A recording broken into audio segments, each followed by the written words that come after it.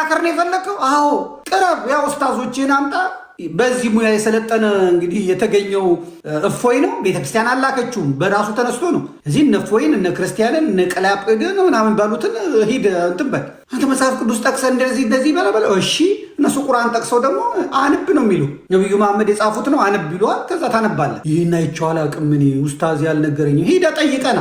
እንደገና ደግሞ ኡስታዞቻችሁ እየነገሯችሁ ነው እፎይ ጋር አትሂዱ፣ ሴቶቹን እየነገሩ አትሂዱ። እኔ እፎይ ጋር ስገባ የማየው እስላም ተደርድሮ ነው።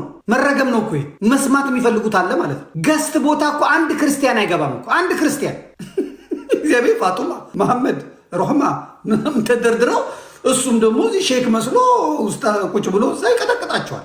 ግራ ገባኝ እኮ በእውነት ልጄ በጣም ነው የምትወደው እፎይንና እሱ እየሰማች ነው የምትሄደው።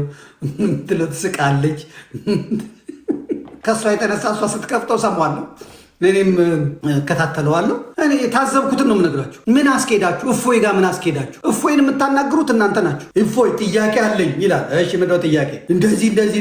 እንደዚህ አዎ ነው ነብይ እንደዚህ ነው ያለው፣ እንደዚህ ነው አምጣ አሳይ ይላል። ክርስቲያን አቤት ክፈት፣ ሱራ አልባዙ አሰምዝ ጋር ክፈት። እሺ ጣ በአረብኛ በእንግሊዝኛ በአማርኛ በአረብኛ ምን ትላለህ? እኔ ሌላ ጥያቄ አለ፣ ይሄን መልስ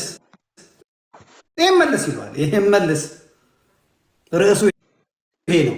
ማን ሄዳለ እፎይ ያልጠራ እናንተ የራሳችሁን ግሩፕ ከፍታችሁ በራሳችሁ ግሩፕ መነጋገር፣ የራሳችሁን እስልምና ፕራክቲስ ማድረግ፣ የራሳችሁን እስልምና መስበክ፣ ምዕራፍ በምዕራፍ ይዛችሁ ዛሬ ሱራ ቁጥር 1-6 እንማራለን። አላህ እንደዚህ ያለው እንደዚህ ነው፣ አላህ እንደዚህ ያለው እንደዚህ ነው።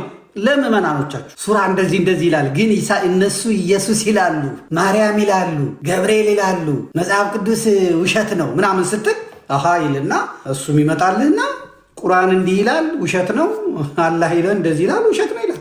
አሁን ጭራሽ ይሄ እፎይ ምን አይነት ተንከሲስ እንደሆነ አሁን ጭራሽ አብዱልአዚዝ እዚህ ጋር ይቀመጣል፣ አቡበከር እዚህ ጋር ይቀመጣል። ሁለቱም አላህ እግር አለው እጅ አለው ብሎ ያፋጫቸዋል። ይሄኛው የለውም ይላል፣ ይሄኛው አለ ይላል። መሀል ላይ ሶስተኛዋ ደግሞ ከድጃ ትመጣና እፎይ ጋር ነው የምትከራከሩት፣ በውስጥ አንከራከርም ወይ ትላለች። ጭራሽ አሁን ክርክር ትቶ እያፋጫቸው። በእውነት ይህ ትክክል አይደለም። ራሳችሁ ናቸው የመጣችሁት። እሱ ቁጭ ብሎ እየሰማ ነው። በእውነት አቡበከር አላህ ሁለት እግር አለው እጅ አለው ይላል፣ ይሄኛው ደግሞ የለውም ይላል። ያኛውም አለው የሚለው ያወጣል፣ ይሄኛውም የለውም ይላል።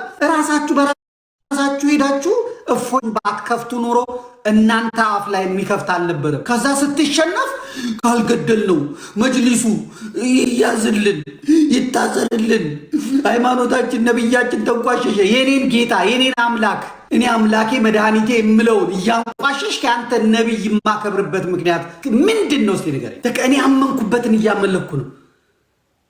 ቁርአናችሁም ያዛል፣ በቃ ባመናችሁበት ምናምን ይላል። በቃ ተወኝ። እኔ እከራከራለሁ ካልክ ደግሞ እኔ የቁርአን ሰው አይደለሁ፣ መከራከር አልችልም። ከኔ ጋር መከራከር የሚፈልግ ሰው እጁን ያውጣ። እንደምን ብዬ ደብዳቤ ጽፋለሁ ለእፎይ። እሱ ነው በዚህ የሰለጠነው፣ ራሱን ያሰለጠነው። ከዛ ልካችኋለሁ። እኔ ቁጭ ብዬ ከልጄ ጋር ሰማችኋለሁ። መቼም የገስት ቦታ የሚያስገባን የለም። በነ ከድጃ በነማ የተጣበበ ነው አለቀ። ናፍቆታቸው ራሱ በቃ ጓጉተው ነው የሚመጡት። እና አብዱራዛቅ የእፎይ ተማሪዎች እኮ እስላሞቹ ናቸው። ጨንቋቸዋል ማለት ነው። አንድ ነገር አስተንፍሷቸዋል ማለት ነው። ከዛ ኡስታዞቹ ተነስተው እፎይ የተባለ የተረገመ ነው ዲቤ መንዙማ ታወጡለታላችሁ። እና ይሄ ነው። በጣም ነው የምወዳችሁ፣ በጣም ነው ማከብራችሁ።